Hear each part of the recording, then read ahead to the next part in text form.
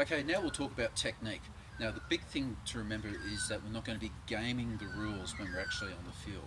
So when we're talking about gaming the rules, it says, for example, there's non-target areas. So if Michael comes along, protects his head with a non-target area such as his forearm, and I hit him in the forearm when I'm aiming for his head, he can't go off complaining. In fact, as the marshal, I'll be talking to Michael and asking him to explain himself, tell him not to do that, and if he keeps on doing it, I'll be booting him off the field. So we're after proper body movement. So when I'm facing Michael, I'm doing a full technique coming around. I'm not playing tag. So that's what we talk about, proper body movement. Okay, now we're going to be talking about hitting too hard against shields. So therefore, with spears is probably the prime example. So therefore, bang, that's too hard, because if I hit that hard against his body, I'm going to injure him. So the rule is you only hit the shield as hard as you hit another person, just in case you miss. Okay. Weapon is the two-handed axe, and some of the main issues that we've got with two-handed axe is against shields. So hooking a shield and opening it up, perfectly fine. On the side, perfectly fine, because you're opening it up for one of your teammates to put a spear or a sword in. But we don't go over the top, because that means the axe is going frighteningly near your opponent's face to get that effect. So we don't do that. We don't go underneath to potentially groin your opponent, and also you're bringing the shield rim up into the person's face. So we don't do that.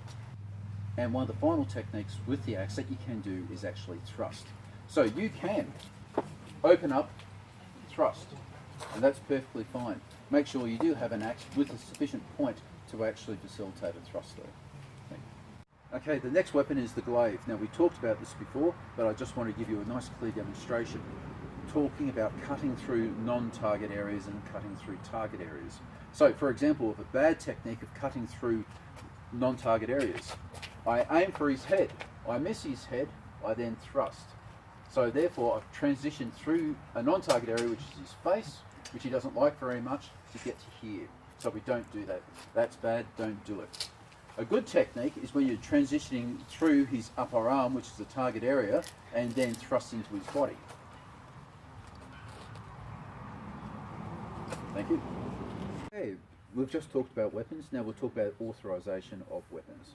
So it's very important to realise that you can only use the weapons that you are authorised to use. So therefore, the only people who can use a single-handed spear is ones that your fighting marshals from individual groups have approved. Same as javelins, same as swords. Now, I don't want you to be able to pick up somebody else's sword on the battlefield and use it. You need to be authorised in your weapon.